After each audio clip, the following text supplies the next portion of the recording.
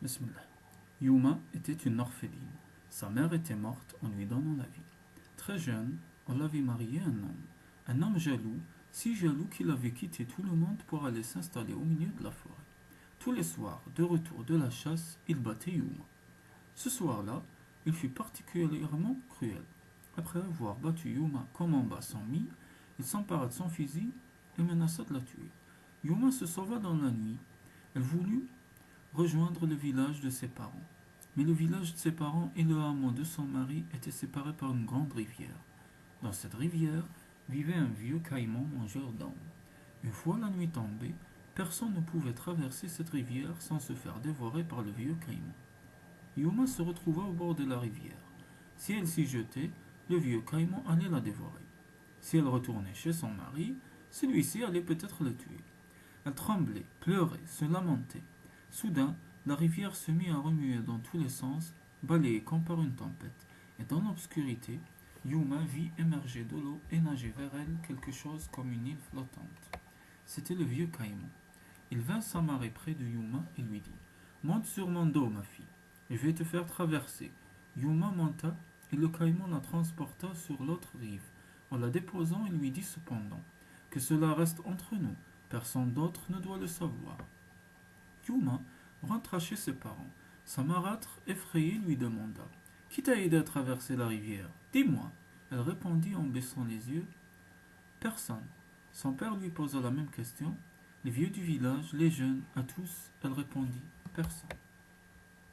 Mais le jour où son copain d'enfance lui dit: Entre nous, qui t'a fait traverser la rivière? Il y a le vieux caïman mangeur d'hommes.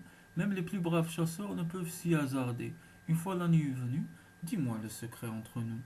Elle répondit: C'est le vieux caïman lui-même qui m'a aidé, et que cela reste entre nous. Mais cela ne resta pas entre eux, car ce que Yuma ne savait pas, c'était que la petite tourterelle la surveillait.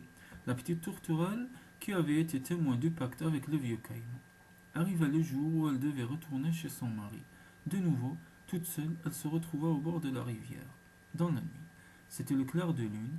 Le vieux caïman émergea de l'eau et commença à nager vers elle quand la petite tourterelle, perchée sur une branche, chanta: Son père le lui a demandé. Elle a répondu: Personne. Sa mère le lui a demandé. Personne, même les vieux le lui ont demandé toujours. Répondait personne. Mais quand son copain le lui a demandé, elle a répondu: C'est le vieux caïman lui-même qui m'a aidé. Donc voilà. Le vieux caïman se tourna vers la tourterelle et lui dit: La chanson est certes belle, mais je ne l'ai entendue que d'une oreille. Si tu venais te percher sur ma langue pour la répéter, je l'entendrais des deux. La petite tourterelle sauta sur la langue du vieux caïman et acheva sa chanson dans l'estomac de celui-ci. Ensuite, le vieux caïman vint se ranger auprès de Yuma. Monte, ma fille, je vais te faire traverser.